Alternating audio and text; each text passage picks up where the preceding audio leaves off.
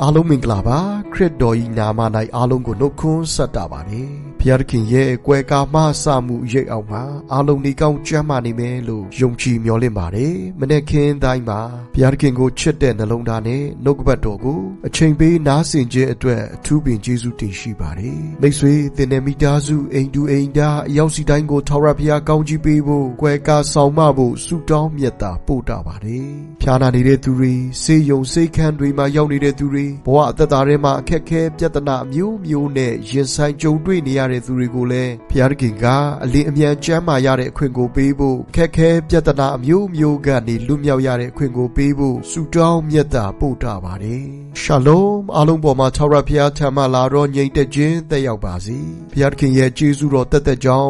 2025ခုနှစ်ရဲ့ဒီဇင်ဘာလ19ရက်နေ့ကိုရောက်ရှိလို့လာပါပြီဒီနေ့ထိတိုင်အောင်လမ်းပြပို့ဆောင်တော်မူသောဘုရားသခင်ရဲ့ကျေးဇူးတော်ပေါင်းကိုချီးမွမ်းပါတယ်ဘုရားသခင်ရဲ့ကျေးဇူးတော်တက်ကြောင်းတမနဲ့တရက်ဆက်ပြီးအသက်ရှင်သန်ခွင့်ရတယ်ဘုရားခင်ပေးထားတဲ့ကျမ်းမာခြင်းဘုရားခင်ပေးထားတဲ့ခွန်အားအစွမ်းသတ္တိရှင်သန်ခြင်းအရာခတ်သိမ်းကဘုရားခင်ရဲ့ကျေးဇူးတော်တက်ကြောင်းရရှိတော်အရာများဖြစ်ပါတယ်ဘုရားကိုကျေးဇူးတင်ခြင်းချီးမွမ်းခြင်းနဲ့တဏိတာစတင်ဖို့ဖြစ်တယ်ဟေပြဲဩဝါဒစာအခန်းကြီး7အပိုက်ငယ်1ကနေ2မှာထို့ကြောင့်ဤမြလောက်များစွာသောတက်တည်အပေါင်းတို့သည်ငါတို့ကိုဝန်းရံလျက်ရှိကြသည်ဖြစ်၍ငါတို့သည်ခတ်သိမ်းသောဝန်တို့ကို၎င်းနောက်ရှက်တတ်သောဒုစရိုက်ကို၎င်းပယ်ရှား၍ငါတို့မျက်မှောက်၌ထားသောပန်းတုံးတိုင်တို့ရောက်စေခြင်းကအာမလျှော့ပဲပြေးကြကုန်အံ့ယုံကြည်ခြင်းကိုအစအဦးစီရင်၍စုံလင်စေတော်မူသောသခင်ယေရှုကိုစိတ်စိတ်ထောက်ရှုကြကုန်အံ့ထိုသခင်သည်မိမိရှေ့၌ထားသောဝမ်းမြောက်ခြင်းအကြောင်းကြောင့်ရှက်ကြောက်သောအရာကိုမမှတ်ဘဲလက်ဝါးကားတိုင်၌ခံပြီးမှဖျားခင်ပလင်သောလက်ရာဘက်၌ထိုင်နေတော်မူ၏ကျမ်းပိုင်အဖြစ်ဖျားခင်အထူးကောင်းကြီးပေးပါစေဓမ္မဟောင်းကာလယစ်ပရောဟိတ်တွေကအမြဲတမ်းမှတ်တရပြီးတော့ယစ်ပူဇော်ဖို့အတွက်ပြင်ဆင်ကြရတယ်လူတွေကသူတို့ရဲ့အမားတွေနဲ့ပတ်သက်ပြီးတော့အပြစ်ဖြေရာယစ်ကိုပူဇော်ဖို့အတွက်ယစ်ပရောဟိတ်ရှိတဲ့နေရာကိုရောက်လာခဲ့ကြတယ်နေ့စဉ်ပူဇော်ရတဲ့ယစ်ဖြစ်ပါတယ်မပြီးပြတ်နိုင်တဲ့ယစ်ပူဇော်ခြင်းတွေအတွက်ယစ်ပရောဟိတ်ကမှတ်တရနေရတယ်ကျမ်းစာကဖျားခင်ပလင်တော်လက်ရာဘက်၌ထိုင်နေတော်မူ၏လို့ပြောပါတယ်ဘာကြောင့်လဲသခင်ယေရှုခရစ်တော်ကပြီးစုံတဲ့ယစ်ပူဇော်ခဲ့ပြီးလို့ဖြစ်ပါတယ်အပြစ်ကြွေးဝတ်ကြွေးကံကြွေးအာကုသိုလ်ကြွေးရှိသမျှအားလုံးအတွက်သခင်ယေရှုခရစ်တော်လက်ဝါးကားတိုင်းမှာအသွေးတွန်းအသက်ပေးခဲ့ပြီးပြီဒါကြောင့်ဖျားခင်ရဲ့ပလင်တော်လက်ရာဘက်မှာထိုင်နေရခြင်းဖြစ်ပါတယ်ကျမ်းစာကထို့ကြောင့်ဤမြလောက်များစွာသောတက်တည်အပေါင်းတို့သည်ငါတို့ကိုဝန်းရံလျက်ရှိကြသည်ဖြစ်၍ငါတို့သည်ခတ်သိမ်းသောဝန်တို့ကို၎င်းနောက်ရှက်တတ်သောဒုစရိုက်ကို၎င်းပယ်ရှား၍ငါတို့မျက်မှောက်၌ထားသောပန်းသုံးတိုင်တို့ရောက်စေခြင်းကအာမလျှော့ပဲပြေးကြကုန်အံ့တက်တည်များစွာပေးပြီးဖျားခင်သင်ကိုကွယ်ကာစောင့်ရှောက်ခဲ့တယ်မကြခင်ရက်အနည်းငယ်သင်ကြော်လွန်ဖြတ်တန်းပြီးတဲ့နောက်မှာ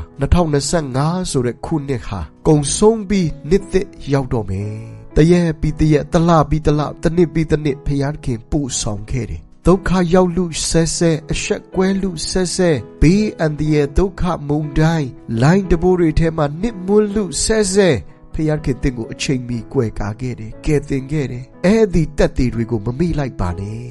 ဖျားခင်ကျေးဇူးပြုခဲ့တဲ့အချင်းအရာတွေကိုပြန်ပြီးတတိယအောင်မေ့ဖို့ဖြစ်တယ်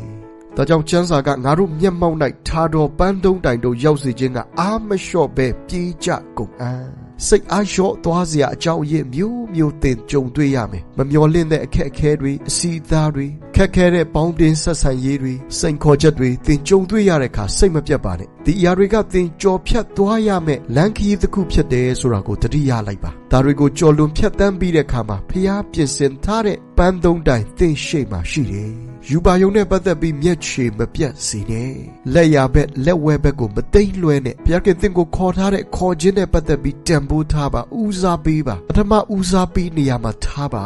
မျိုးစိတ်ကျဲခြင်းနဲ့ရိတ်သိမ်းခြင်းရဲ့နိယာမကိုတတိယပါမျိုးစိတ်တွေကိုမြေမှာချပြီးစိုက်ပျိုးတဲ့အခါမျိုးစိတ်ရဲ့အခွန်ပိုင်းတွေအားလုံးကကွဲအပ်ပြီးနာကျင်ရပါတယ်အဲ့ဒီနာကျင်ခြင်းတွေအပြီးမှာရှင်သန်ခြင်းနဲ့တစ်ပင်ရဲ့လုပ်ငန်းစဉ်စတင်လှုပ်ဆောင်ပါတယ်တတ်မှတ်ထားတဲ့အချိန်ရောက်တဲ့အခါမှာအသီးပွင့်ဝေဝေဆာဆာနဲ့လူတွေကိုအကျိုးပြုတဲ့အသီးနှံတွေဖြစ်ထွန်းလာပါတယ် ဒါကြောင့်ကျမ်းစာကခတ်သိမ်းသောအရာတို့သည်မိမိတို့အချိန်ရှိကြ၏လို့ကျမ်းစာကပြောပါတယ်ဖခင်ကယာတီတွေအမျိုးမျိုးကိုကြော်လွန်ဖြတ်တန်းစေပြီးဘဝအသက်တာကိုပုံတွင်းပြုပြင်လျက်ရှိပါတယ်လက်တလောသင်ဘဝအသက်တာကနာကျင်ခဲ့ရတာတွေခက်ခဲကြက်သီးတာတွေဒီအရာတွေအားလုံးကအချိန်တန်တဲ့အခါမှာအသီးပွင့်တွေဖြစ်ပြန်ပြီးမြင်တွေ့ရမှာဖြစ်ပါတယ်ဒါကြောင့်အခြေအနေတွေကိုကြည့်ပြီးစိတ်မပြတ်ပါနဲ့အားမလျှော့လိုက်ပါနဲ့ဘဝကိုအရှုံးမပေးလိုက်ပါနဲ့သင်ကဘဝကိုအရှုံးပေးဖို့အတွက်မွေးဖွားလာတာမဟုတ်ဘူးဖြစ်တယ်ဖခင်ကကြီးမားတဲ့အကြံစီရည်ရွယ်ချက်နဲ့သင်ကိုဖန်ဆင်းထားတာဖြစ်တယ်သခင်ယေရှုခရစ်တော်အားဖြင့်သင်ကအကောင်းဆုံးသောအရာတွေနဲ့ထိုက်တန်သောသူဖြစ်တယ်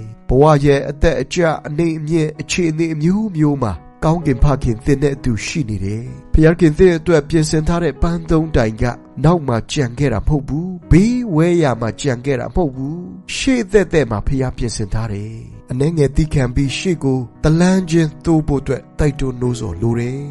မကျမ်းမာတဲ့သူအတွက်ဖခင်ကငါဟာအနာရောဂါတွေကိုငြိမ်းစေသောကျမ်းမာခြင်းရဲ့အရှင်ဖြစ်တယ်ဆိုပြီးမိတ်ဆက်ပါတယ်အားငယ်နေတဲ့ဆင်းရဲသားမှုတ်ဆိုးမမိဘမဲ့တွေအတွက်ငါဟာသင်ကိုနှစ်သိမ့်ကျွေးမွေးထောက်ပံ့ပြုစုမဲ့ဖခင်ဖြစ်တယ်လို့မိတ်ဆက်ပါတယ်လောကမှာဖခင်များစွာရှိတဲ့ထဲကငါဟာသင်ရဲ့မိဘဖြစ်မယ်ဆိုပြီးမိတ်ဆက်တော်သူဒီသခင်ယေရှုခရစ်တော်ဖြစ်ပါတယ်သင်ကိုချစ်တဲ့ကောင်းကင်ဖခင်ရှိတယ်ဖခင်ပြင်ဆင်ထားတဲ့ပန်းသုံးတိုင်ကိုအာယုံစူးစိုက်ပြီးသက်ဆုံးထိတိုင်အောင်သခင်အတွက်သခင်ရဲ့ဘုန်းတော်အတွက်အသက်ရှင်တော်သူများဖြစ်ကြရအောင်ဖခင်ရဲ့ချစ်ချင်းမေတ္တာနဲ့နှုတ်ကပတ်တော်ကိုဝေမျှပါတယ်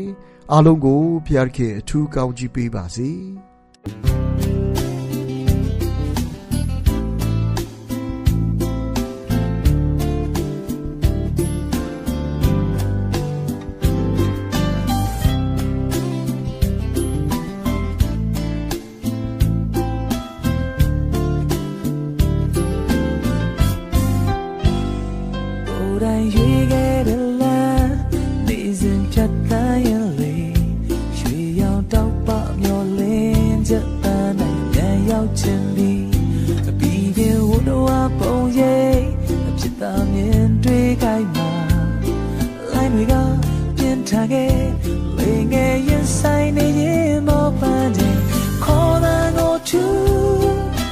ရှောင်းပဲခဲ့ဘူး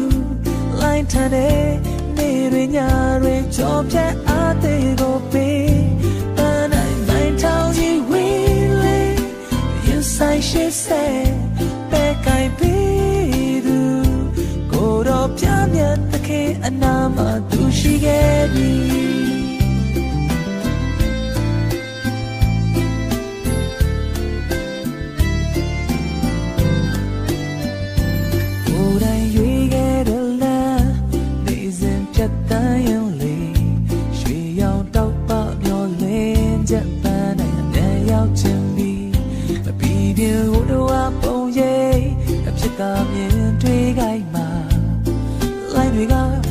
ထန်ခဲ့ဝေငယ်ရင်ဆိုင်နေရင်မောပန်းချိန်ခေါ်တာကိုထူသူမရှောင်ပဲခဲ့ဘူးလိုင်းထန်တဲ့နေရညတွေကြောပြတ်အားသေးကိုပေးပန်းနဲ့မိုင်းထောင်ကြီးဝေးလေရင်ဆိုင်ရှိစေပဲကိုင်ပြီးသူကိုတော့ပြမြတ်တခင်အနာမသူရှိခဲ့ပြီ